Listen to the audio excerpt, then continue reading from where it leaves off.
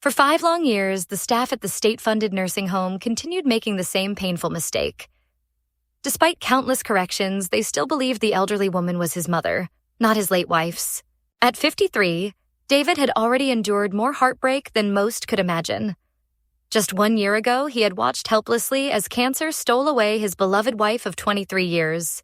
Sarah had been only 50 when she lost her battle, leaving behind a grieving husband and their son. Before her illness consumed her strength, Sarah had insisted they visit her mother every other week. Her 2 younger brothers, ages 45 and 41, had made it clear their wives preferred family weekends at home rather than nursing home visits. So the responsibility fell to Sarah and David, a duty born of love and unwavering devotion.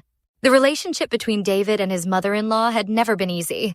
From their very first meeting, she had clutched her pearls in horror when David refused to discuss his troubled family history. How could he explain that his father was never home, buried in work to avoid reality?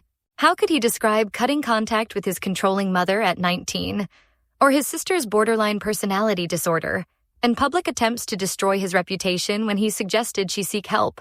That first night set the tone for decades of tension. His mother-in-law never stopped expressing performative shock at his lack of close family relationships. "But that's your mom," she would gasp dramatically. "Don't you love her?"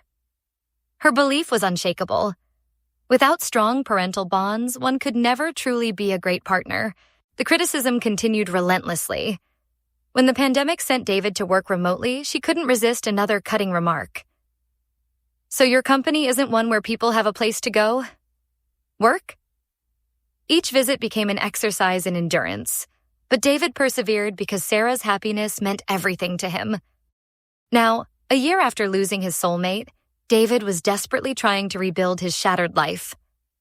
The nursing home visits continued out of respect for Sarah's final wishes, though his mother-in-law's complaints about sarcastic staff echoed her old criticisms of him.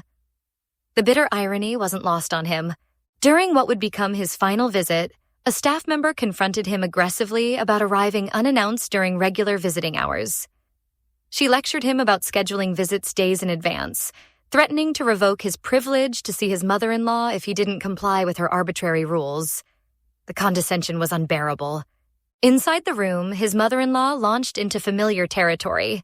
Complaints about abandonment and pointed remarks about his lesser upbringing without parental attachments. The emotional weight became crushing. Years of grief, loss, and criticism crashed down on him simultaneously. Something inside David snapped. The rage and pain he had suppressed for so long erupted as he stormed toward the exit.